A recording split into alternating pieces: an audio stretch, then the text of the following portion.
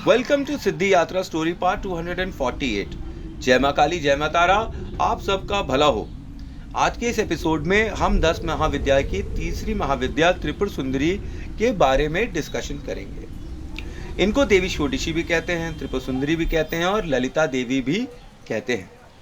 इनका मंत्र जो मैंने अपनी साधना में इस्तेमाल किया हुआ था वो है ओम ऐं ह्रीं सौ त्रिपुर सुंदरे नमो नमः। ओम फट स्वाहा।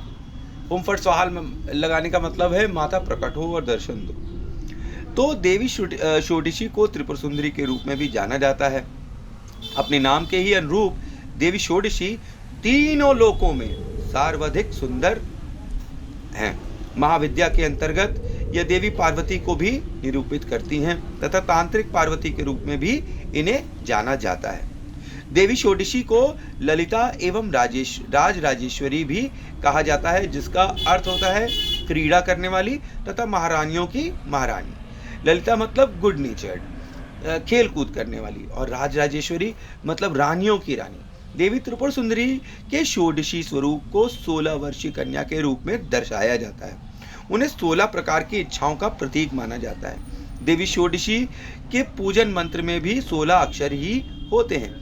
त्रिपुर सुंदरी महाविद्या को श्री यंत्र के रूप में भी पूजा जाता है, अर्थात लक्ष्मी के रूप में पूजा जाता है। कैसे लक्ष्मी से कनेक्शन हो जाता है? क्योंकि इनके भाई जो हैं वो विष्णु भगवान हैं। तो हिंदू पंचांग के अनुसार षोडशी जयंती माघ पूर्णिमा को मनाई जाती है। तो ये आप समझिए कि देवी त्रिपुर सुंदरी को स्वर्ण, रक्त एवं श्याम वर्ण स्वरूप में भगवान शिव से संबंधित दर्शाया गया है। देवी एवं भगवान शिव को सिंहासन अथवा शैया पर सुशोभित दर्शाया जाता है, जिसके तल में ब्रह्मा, विष्णु, रुद्र, ईशान एवं सदाशिव स्तंभ स्वरूप विराजमान रहते हैं। देवी षोडशी के मस्तक पर एक त्रिनेत्र मतलब थर्ड आई होता है, विद्यमान होता है। वह रेड कलर के वस्त्र पहनती हैं, विभिन्न आभूषणों से मतलब गहनों से अलंकृत रहती हैं। देवी एक कमल पुष्प पर विराजमान रहती हैं जो स्वर्ण सिंहासन पर स्थित है। उन्हें चतुर्भुज रूप में दर्शाया जाता है। वो अपने हाथों में 5 पुष्प बाण, एक पाश, रस्सी का फंदा, अंडकुश तथा गन्ने के धनुष के रूप में धारण करती हैं। देवी के हाथ में स्थित पाश मोह, अंडकुश प्रतिकर्षण, गन्ने का धनुष मस्तिष्क तथा 5 बाण 5 ज्ञानेंद्रियों को प्रदर्शित करता है। तो षोडशी साधना भोग आनंद के अतिरिक्त मुक्ति एवं परम तत्व का ज्ञान प्राप्त करने को की जाती है। त्रिपुर सुंदरी साधना द्वारा मन, शरीर एवं भावनाओं को नियंत्रित करने की शक्ति प्राप्त होती है। जब मैंने 10 महाविद्या की पूजा पहली बार की थी काफी सालों पहले, तब माता ललिता त्रिपुर सुंदरी के विषय में माता ने बताया था। ये तीनों लोकों में सबसे सुंदर माता होती हैं। इनकी पूजा जो भी करेगा वो इस दुनिया में जो सबसे श्रेष्ठ और सुंदर होगा वो प्राप्त करेगा। माता 16 वर्ष की कन्या है, बहुत सुंदर। इसी उम्र के उनके भाई विष्णु भी हैं। तो क्योंकि वो उन्होंने चक्रधारी कर रखा है तो उनको चक्रधर कहते हैं, और इसीलिए माता का नाम चक्रेश्वरी है। एक तरीके से कहा जाए तो ये विष्णु जो है वो माता त्रिपुर सुंदरी का ही प्रतीक है। क्योंकि अगर आप भाई और बहन होते हैं तो एक मेल वर्जन होता है और एक फीमेल वर्जन होता है, एक ही माँ का, एक ही माँ बाप का बच्चा। मतलब अगर आप एक भाई बहन है तो आपका मेल वर्जन भाई है और फीमेल वर्जन बहन है। तो उसी प्रकार से यहाँ पर विष्णु भगवान जो हैं वो भाई हैं और त्रिपुर सुंदरी जो है वो क्या कहते हैं, बहन।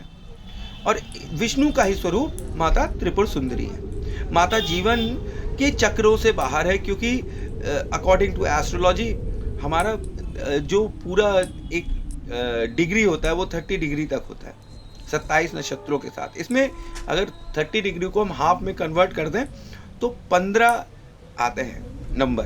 तो 15 मतलब कि 15 चक्र जीवन में होते हैं जिनको लांघ कर हमें मुक्ति और मोक्ष की प्राप्ति होती है। और माता का नंबर क्या है? 16। मतलब माता ने अपने जीवन के सारे चक्र और बंधन पार कर कर 16वें चक्र में प्रवेश किया है। माता इन बंधनों से अलग है, इन चक्रों से अलग है।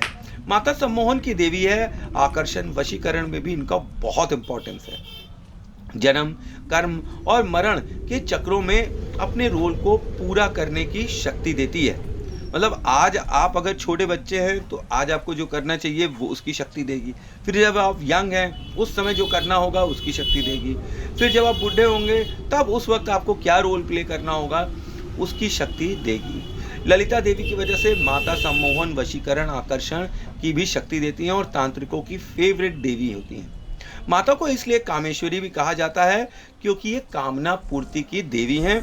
और ये कौन कामेश्वरी क्यों कहते हैं? क्योंकि ये कामेश्वर भोले बाबा की पत्नी है। इस रूप में भोले बाबा और माता युवा अवस्था में रहते हैं और अपनी गृहस्थी को एंजॉय कर रहे होते हैं। माता की पूजा गृहस्थ करे तो अच्छा है। माता को चक्रेश्वरी भी कहा जाता है क्योंकि ये विष्णु भगवान की बहन है जिनका नाम चक्रधर है। पर ध्यान के समय मुझे माता 16 साल की ही दिखी, पर बड़ी ही उग्र दृष्टि से शमशान में खड़ी दिखाई पड़ी और एक टक मुझे देख रही थी। माता जीवन को आनंद से जीने में हेल्प करती हैं। माता का मूड बिल्कुल टीनेजर जैसा होता है, always in the mood to play and joke. और बुरा बहुत जल्दी मान जाती हैं और खुश भी बहुत जल्दी हो जाती हैं। त्रिपुर सुंदरी जीवन को गन्ने जैसा मीठा बना देने वाली शक्ति है। माता डिज़ायर पैदा करती है और उनको पूरा करने की शक्ति भी देती है। हमें सब डिज़ायर्स का, हमारे जितने भी डिज़ायर्स हैं उन सब का सिंबल और प्योर सिंबल माता त्रिपुर सुंदरी हैं। जीवन में अगर आपको किसी मतलब काम को स्टार्ट करना है, मान के चलिए कि अगर आपको एक घर बनवाना है तो उस घर को बनाने के लिए आपके पास डिज़ायर होना चाहिए। अगर आपके पास डिज़ायर नहीं होगा तो फिर आप कोई भी काम कैसे स्टार्ट करेंगे? तो कोई भी काम करने के पहले आपको उसके लिए एक सुंदर डिज़ायर पैदा करना होता है और ये काम माता त्रिपुर सुंदरी बहुत ही भली भांति कर लेती है। जो सुंदर डिज़ायर्स आप अपने मन में लाते हैं फिर वो एक चक्र के रूप में आपको प्रारब्ध के उस खेल में दौड़ा देते हैं।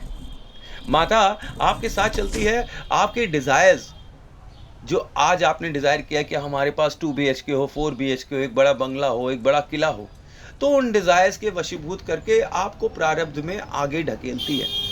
और ये केवल मन में डिज़ायर रहे ऐसा नहीं, माता की कृपा से फिर वो डिज़ायर्स फुलफिल भी हो जाते हैं। इन शॉर्ट में कहूँ तो गृहस्थ और आकर्षण, सम्मोहन, इस जीवन में, इस संसार में जितनी भी चीज़ें आपको मैग्नेटाइज करती हैं, सम्मोहित करती हैं, हिप्नोटाइज करती हैं, उन सब का जो चक्र है वो किसके हाथ में है? वो माता त्रिपुर सुंदरी के हाथ में है। तो जीवन में आपके जो भी सुंदरता है, सम्मोहन है, मोहकता है, वो माता त्रिपुर सुंदरी ही देती हैं। और ये 10 महाविद्या की तीसरी देवी है। तो आई होप आपको मेरी इन्फॉर्मेशन अच्छी लग रही होगी। ये था मेरा सूक्ष्म विश्लेषण माता त्रिपुर सुंदरी के विषय में। तो कल हम भुवनेश्वरी माता के बारे में डिस्कस करेंगे। और कहते हैं अगर आपको अपने जीवन में भवन बनाने हैं, एक लाइफ में एक मुकाम हासिल करना है प्रॉपर्टी वाइज, ठीक है, तो आपको क्या करना होगा कि माता भुवनेश्वरी की पूजा करनी होगी। और भुवनेश्वरी के लिए हम लोग कल डिस्कस करेंगे। तो थैंक्स फॉर वॉचिंग। जय मां काली, जय मां तारा, आप सबका भला हो। कल मिलते हैं नेक्स्ट एपिसोड में जहां हम माता भुवनेश्वरी के बारे में सारी बातें एक दूसरे से डिस्कस करेंगे। और हाँ, चैनल को लाइक, शेयर, सब्सक्राइब कर दीजिए और हाइप कर दीजिए ताकि माता की बातें और भक्तों तक पहुंच सकें। ओम ऐं क्रीं सौः त्रिपुर सुंदरे नमो नमः। ओम फट स्वाहा। ओम ऐं क्रीं सौः त्रिपुर सुंदरे नमो नमः। ओम फट स्वाहा। ओम ऐं क्रीं सौः त्रिपुर सुंदरे नमो नमः। ओम फट स्वाहा। ओम ऐं क्रीं सौः त्रिपुर सुंदरे नमो नमः। ओम फट स्वाहा। ओम ऐं क्रीं सौः त्रिपुर सुंदरे नमो नमः। ओम फट स्वाहा।